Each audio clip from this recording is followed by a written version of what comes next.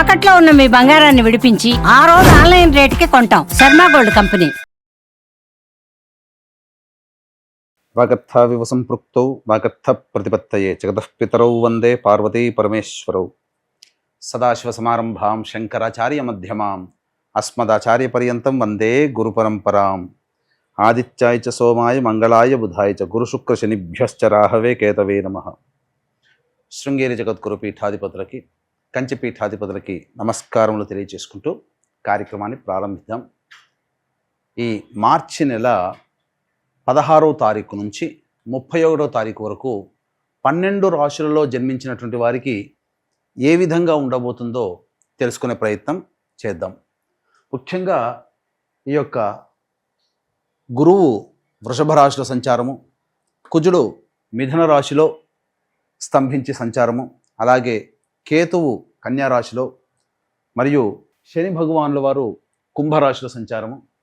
ఇక 12వ రాశి అయినటువంటి మీనరాశిలో శుక్రుడు, రాహువు, రవి, బుధుని యొక్క సంచార ప్రభావం వెరసి ఈ 12 రాశుల మీద ఈ నవగ్రహాల యొక్క ప్రభావం ఏ విధంగా ఉండబోతుంది, అలాగే మనము దైనందినటువంటి జీవితంలో భాగంగా 16వ తారీఖు నుంచి 31వ తారీఖు వరకు మంచి రోజులు ఏంటి, చెడ్డ రోజులు ఏంటి, ఏ రోజుల్లో ఖర్చు ఎక్కువగా ఉంటుంది, ఏ రోజుల్లో ఆదాయం ఎక్కువగా ఉంటుంది, ఏ రోజుల్లో అనుకున్నటువంటి పనులు పూర్తి చేసుకోగలుగుతారనే విషయాల గురించి క్లుప్తంగా తెలియజేసే ప్రయత్నం చేస్తాను. వీక్షించండి. ద్వాదశ రాశులలో భాగంగా ముందుగా మేషరాశిలో జన్మించినటువంటి వారికి మార్చి 16వ తారీఖు నుంచి 31వ తారీఖు వరకు ఏ విధంగా ఉండబోతుందో తెలుసుకునే ప్రయత్నం చేద్దాం. ఇక ద్వితీయ గురు సంచార ప్రభావం వలన ధనపరమైనటువంటి సమస్యలన్నీ కూడాను తీర్చుకోగలుగుతారు. అంటే రావాల్సినటువంటి రాణి బాకీలు వసూలు అవుతాయి. అలాగే కుటుంబ పరంగా ఆనందకరమైనటువంటి పరిస్థితుల్లో ఉంటారని చెప్పవచ్చు. ముఖ్యంగా మీ మాటకి విలువ పెరుగుతుంది. అలాగే తృతీయ స్థానంలో కుజుని యొక్క ప్రభావం కూడా మీకు ఎనలేని ధైర్యాన్ని ఇస్తుంది. అంతేకాకుండా సంఘంలో పేరు ప్రతిష్టలు పొందినటువంటి వ్యక్తుల యొక్క పరిచయ ప్రభావం మీ జీవితంలో కొంత మార్పుని, అనగా పాజిటివ్ వైబ్స్ అనేటువంటివి వస్తాయని చెప్పవచ్చు. అయితే లాభస్థానంలో శని సంచారము ఈ నెల దాదాపుగా ఉండడం వలన శని మేషరాశి వారికి సంపూర్ణముగా అనుకూలంగా ఉండబోతున్నాడు. ఇక 29వ తారీఖు రోజున ప్రవేశం చేస్తున్నాడు మీనరాశిలోకి. ఇక 29వ తారీఖు నుంచి మేషరాశిలో జన్మించినటువంటి వారికి ఏలిన నాడి శని ప్రభావము మొదలవుతుంది. దీని ప్రభావం వలన కొన్ని మార్పులు ఇప్పటి నుంచే మీరు గమనించి ఉండాలి. గత నెల రోజులుగా కొన్ని సమస్యలు అనేటువంటివి రావడం, ఆ సమస్యలు అన్నీ కూడా బ్రేక్స్తో కంప్లీట్ అవుతుండడము, ఏ పని సంపూర్ణంగా పూర్తి చేసుకోలేకపోవడము, ఇక ముఖ్యంగా ధనపరమైనటువంటి విషయాల్లో ఖర్చులు పెరగడం అనేటువంటివి మీరు గమనిస్తూ ఉండాలి. అయితే 30వ తారీఖు నుంచి మీకు లెక్కలోకి వస్తుంది ప్రధానంగా అని చెప్పవచ్చు. ఇక గమనించుకున్నట్లయితే ఈ యొక్క సంబంధించినటువంటి మేషరాశిలో జన్మించినటువంటి మహిళలకి యోగదాయకమైనటువంటి పరిస్థితి. మీ మాటకి విలువ పెరుగుతుంది. కుటుంబంలో మీరు చెప్పినటువంటి విధంగా కుటుంబ సభ్యులు నడుచుకునే విధిగా మీ యొక్క చర్యలు ఉంటాయని చెప్పవచ్చు. ఇక ముఖ్యంగా ఏ ఏ రంగంలో ఉన్నటువంటి వారికి బాగోదు అనేటువంటి విషయం తెలుసుకుంటే మిగతా అన్ని రంగాల వాళ్ళు జాగ్రత్త పడవచ్చు. ముఖ్యంగా ప్రభుత్వంతో లావాదేవీలు జరిపేటువంటి కాంట్రాక్టర్లు, వ్యాపారస్తులు, అలాగే ప్రభుత్వంలో పనిచేస్తున్నటువంటి ఉద్యోగస్తులు, అలాగే ప్రభుత్వ స్థలాలలో పనిచేస్తున్నటువంటి వ్యాపారస్తులు, మరియు ఈ రెడీమేడ్ గార్మెంట్స్లో ఉన్నటువంటి వాళ్ళు, బ్యూటీ పార్లర్లు, బొటిక్కు, అలాగే వస్త్ర సంబంధమైనటువంటి వ్యాపారస్తులు, బ్యాంగిల్ స్టోర్స్ నడుపుకునేటువంటి వాళ్ళు, ఇలా బేవరేజెస్ రంగంలో ఉన్నటువంటి వాళ్ళు, వీళ్ళందరూ కూడా యోగదాయకమైనటువంటి పరిస్థితులలో ఉండరు. అంటే ఇబ్బందికర పరిస్థితులు ఎదుర్కొంటారు. ఇక మిగతా వృత్తి, అన్ని వ్యాపారాల్లో ఉన్నవాళ్ళు, అన్ని వ్యాపార సంస్థలలో పనిచేస్తున్నటువంటి వాళ్ళు, వీళ్ళందరికీ కూడాను వివిధ వ్యాపారాలు, వివిధ వ్యాపార సంస్థలు పనిచేస్తున్న ఉద్యోగస్తులు, వీళ్ళకందరికీ కూడాను యోగదాయకంగా ఉంటుంది.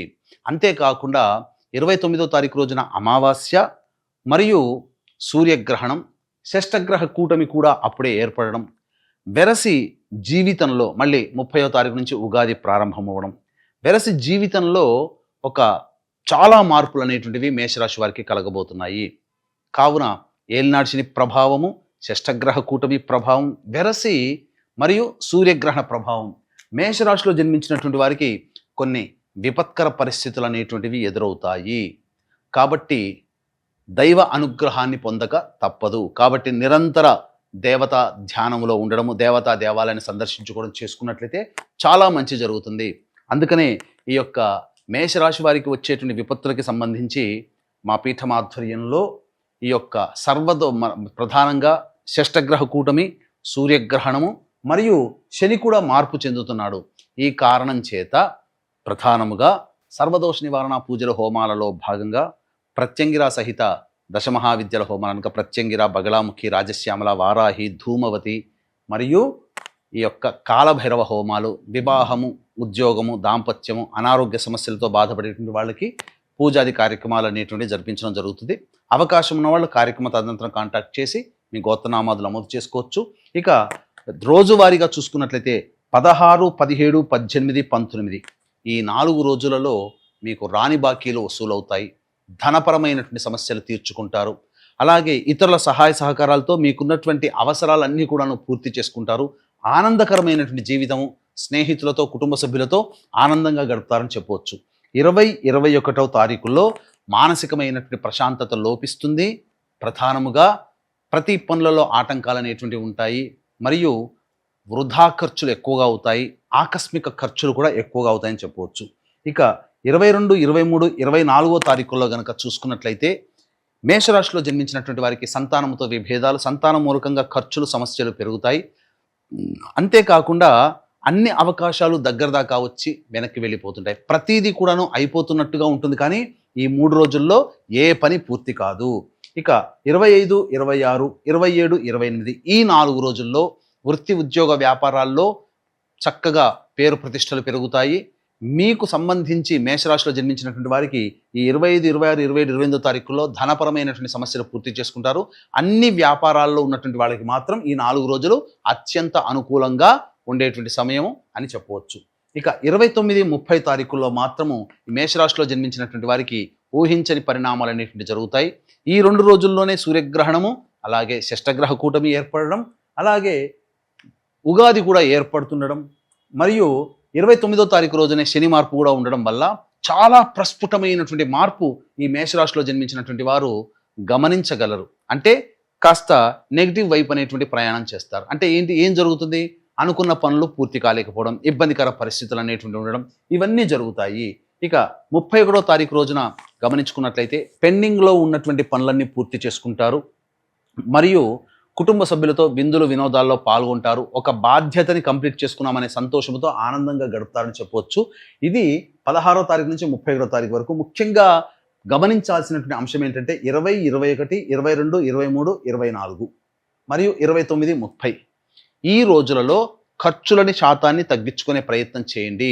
అన్ని విధాలుగా ఇబ్బందికర పరిస్థితుల్లో 20, 21, 22, 23, 24, 29, 30 ఈ యొక్క 7 రోజుల్లో మీరు పొందుతారు.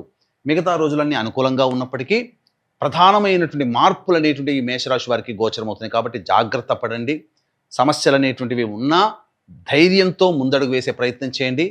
దేవతా అనుగ్రహాన్ని పొందే ప్రయత్నం చేయండి. ఇంకా మీకు ఏవైనా సమస్యలు, ఈ వచ్చినటువంటి సమస్యలు కనుక ఈ చెప్పినటువంటి రోజుల్లో మీకు జరుగుతున్నది మీకు అనిపిస్తే, చక్కగా అనిపిస్తే సమస్యల పరిష్కారం కోసం కార్యక్రమ తదనంతరం కాంటాక్ట్ చేసి మీ సంబంధించినటువంటి సమస్య పరిష్కార మార్గాలు మీరు తెలుసుకోవచ్చు.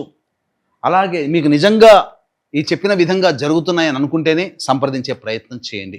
అంతేకాకుండా ఇంతకుముందు చెప్పినట్టుగా ఈ షష్టగ్రహ కూటమి, సూర్యగ్రహణము, శని మార్పు ఈ మేషరాశి వారికి కొంత నష్టం అనేటువంటి జరుగుతుంది. కాబట్టి నష్ట నివారణలో భాగంగా ఈ దేవతా అనుగ్రహాన్ని పొందే ప్రయత్నం, నిరంతరం దేవతా ధ్యానం చేసుకోండి. అలాగే అవకాశం ఉంటే సర్వదోష నివారణ పూజల హోమాల్లో భాగంగా జరిగేటువంటి అనగా ఈ 29వ తారీఖు రోజున సాయంకాలం 6 గంటలకి కార్యక్రమం ప్రారంభమవుతుంది సూర్యాస్తమైన తర్వాత. కాబట్టి 5 గంటల లోపల మీ గోత్రనామాదులు నమోదు చేసుకోవచ్చు. అవకాశం ఉన్న వాళ్ళు కార్యక్రమం తదనంతరం కాంటాక్ట్ చేసి పూర్తి వివరాలు ఈ కార్యక్రమంలో ఎలా పాల్గొనాలి, ఎలా నమోదు చేసుకోవాలని తెలుసుకోవచ్చు. ఇది ఈ విధంగా చెప్పేటువంటిది. ఇప్పుడు చెప్పినటువంటి సమస్యల కంటే ఇంకా విభిన్నంగా మీ యొక్క జీవితం ఉందంటే మీ యొక్క జన్మజాతకంలో నడుస్తున్నటువంటి గ్రహ దశాంతర దశల ప్రభావాలు. కావున దగ్గరలోని మంచి ఉపాసనాపరులైనటువంటి పండితులను సంప్రదించి వారి సలహాలు, సూచనలు పాటించవచ్చు. సర్వం శ్రీ ఉమామహేశ్వర పరబ్రహ్మార్పణమస్తు.